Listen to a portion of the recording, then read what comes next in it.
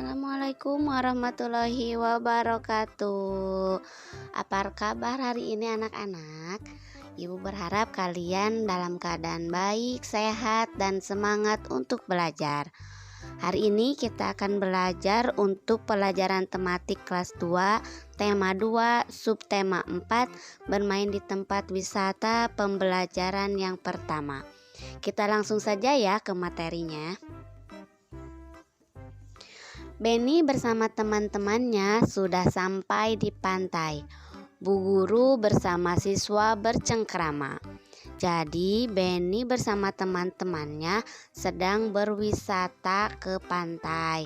Nah, kalian bisa lihat ya, di sini mereka sedang bermain layang-layang. Ada percakapan antara bu guru dan Benny serta teman-temannya. Anak-anak, kita sekarang sudah di lingkungan pantai. Bagaimana perasaan kalian?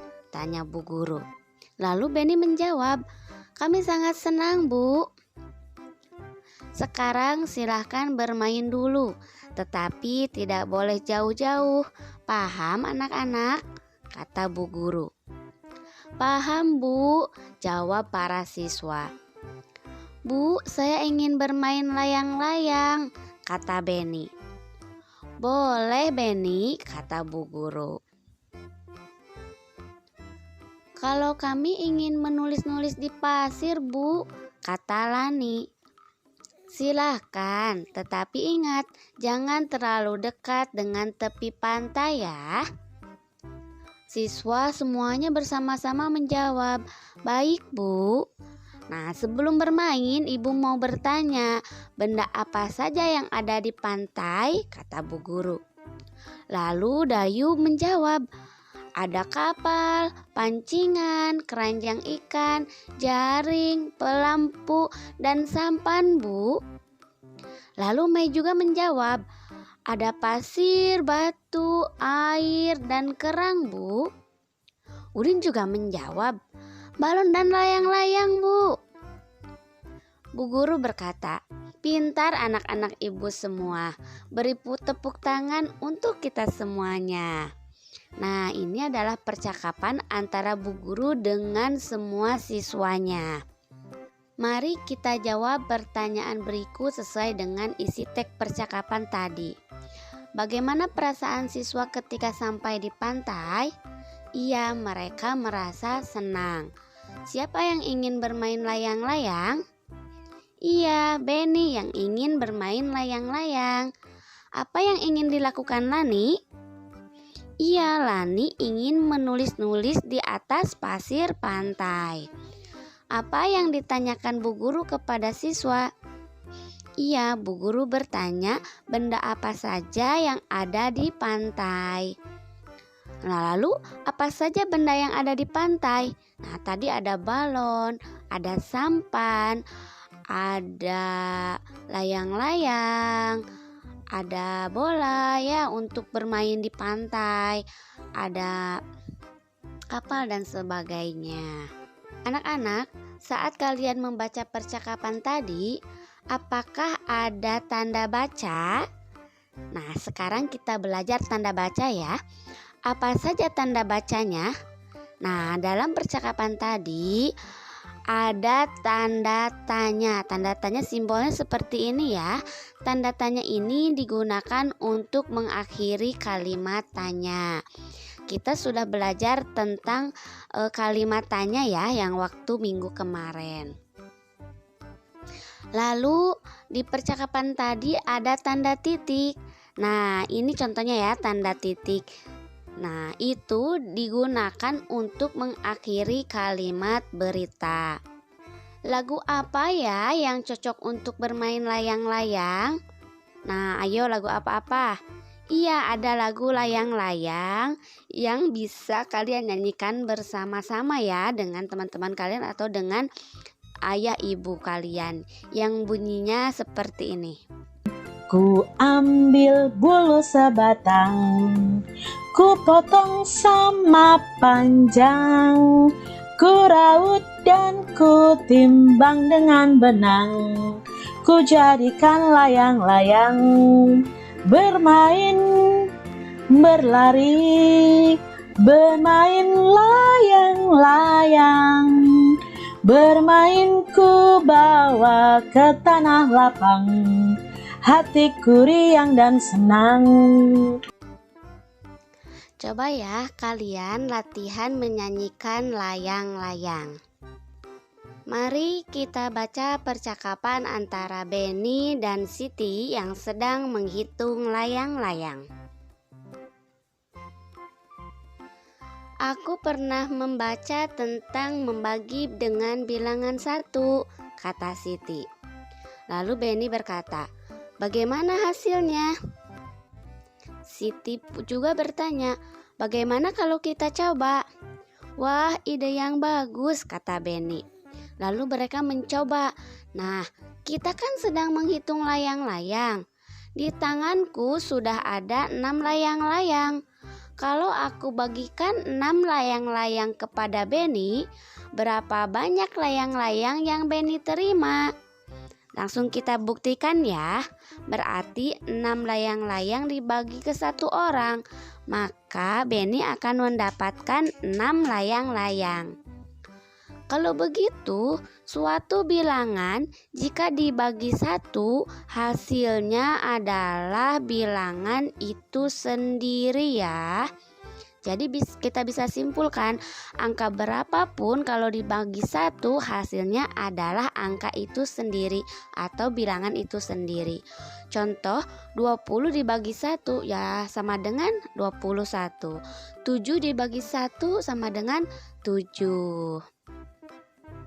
Contohnya ya, bilangan berapapun jika dibagi dengan angka 1, maka hasilnya adalah angka itu sendiri. Kakek Benny memiliki 5 layang-layang. Layang-layang itu akan diberikan kepada Benny. Berapa banyak layang-layang yang diperoleh Benny? Nah, di sini ada 5 layang-layang ya. Nah, semuanya ini diberikan hanya kepada Benny. Nah, maka Benny akan mendapatkan berapa? Berarti di sini pembagiannya adalah 5 dibagi 1. Ingat ya tadi angka berapapun yang dibagi 1 maka hasilnya adalah angka itu sendiri. Jadi hasilnya adalah 5.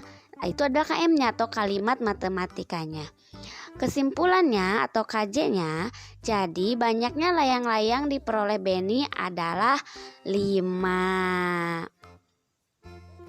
Ada keunikan lagi tentang pembagian. Ayo kita baca percakapan berikut ya. Ada satu lagi yang aku temukan, kata Siti. Wah, hebat, apakah itu? Nah, begini, tadi Benny punya 6 layang-layang. 6 layang-layang itu dibagikan ke 6 orang, yaitu aku, Mei, Dayu, Lani, Udin, dan Edo. Berapa layang-layang kami dapatkan masing-masing? 6 dibagi 6, maka sama dengan 1. Masing-masing akan mendapatkan 1 layang-layang, kata Benny. Benar sekali, artinya jika bilangan dibagi bilangan itu sendiri hasilnya 1. Wah, Siti hebat ya. Nah, dari percakapan ini kita tahu ya anak-anak, jika suatu bilangan dibagi bilangan itu sendiri hasilnya adalah 1. Contohnya 6 dibagi 6 hasilnya 1. 7 dibagi 7 hasilnya juga 1. 10 dibagi 10 juga hasilnya 1. Nah, diingat-ingat ya, bilangan berapapun jika dibagi bilangan itu sendiri maka hasilnya adalah 1. 5 dibagi 5 1 ya, contohnya 6 dibagi 6 1. 9 dibagi 9 1. Nah, di sini ada soal cerita ya. Tante Benny membeli 7 gulung benang. Sampai di rumah, benang tersebut dibagikan kepada 7 keponakannya. Berapa gulung benang yang diperoleh masing-masing keponakannya? Nah, maka kalimat matematikanya adalah 7 dibagi 7 karena 7 gulung benang dibagikan kepada 7 keponakannya. Jadi masing-masing anak mendapatkan satu gulung benang. Jadi kesimpulannya adalah benang yang diperoleh masing-masing keponakannya ada satu gulung. Coba kalian baca percakapan Lani dan Udin tentang pembagian ini ya. Lani berkata, ada 32 bingkai layang-layang yang akan dibagikan kepada 4 orang. Setiap orang mendapatkan bingkai sama banyak. Berapa banyak bingkai pada setiap orang? Maka kita bisa mengerjakannya dengan 32 dibagi 4. Ini untuk mencarinya bisa kita menggunakan pengurangan berulang sampai hasilnya 0. Atau menggunakan kebalikan dari pembagian yaitu perkalian. Kita pakai pengurangan berulang ya sampai hasilnya 0. 32 dikurangi 4 sama dengan 28. Maka kita tulis lagi 28 dikurangi 4 sama dengan 24 ya. Lalu teruskan lagi 24 dikurangi 4 20. 20 dikurangi 4 16. 16 dikurangi 4 12. 12 dikurangi 4 8. 8 dikurangi 4 4. 4 dikurangi 4 0.